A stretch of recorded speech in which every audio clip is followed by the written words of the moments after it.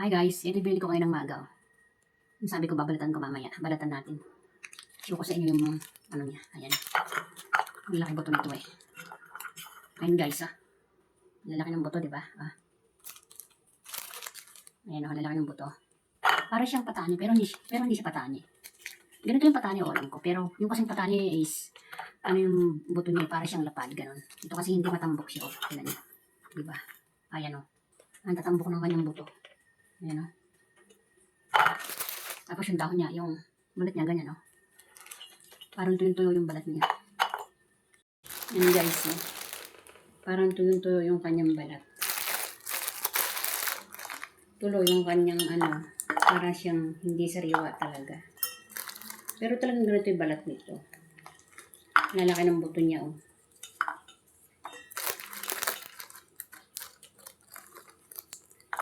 Sarap nito sa lagyan ko siya ng kamote.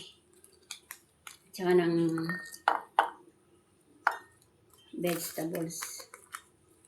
Ayan Mabilis lang naman siyang botohin. Kaya Ayan, di ba? Lalaki ng buto.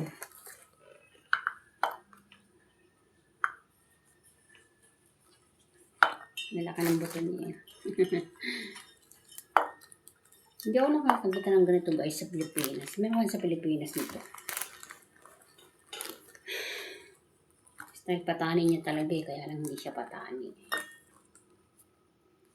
Malaki kasi buto nito Sama na umbok ko yung gitna niya. Hindi katulad ng patani na lapad. Malapad siya, di ba? Ito pa umbok sa ibabaw Paumbok sa sa gitna. Ayun. Sarap na to. Ngayon lang ulit ako nakabili nito sa market Kasi tuwing ikalawang linggo lang naman ako nagmamarket. Kaya pag meron ito sa market, nagmamarket ako, bumibili ko talaga. Sarap nito kasi.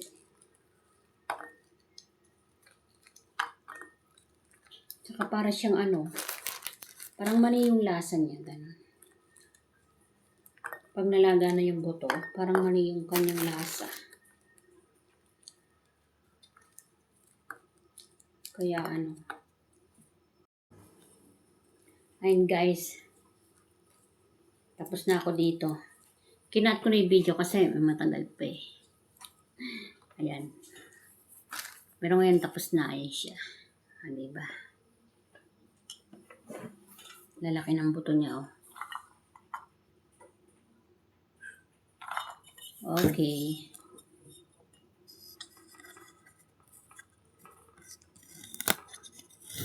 Thank you guys. Bye-bye. Tapos na. May ulam na naman si Inday. Si Inday Kunyang. Bye-bye.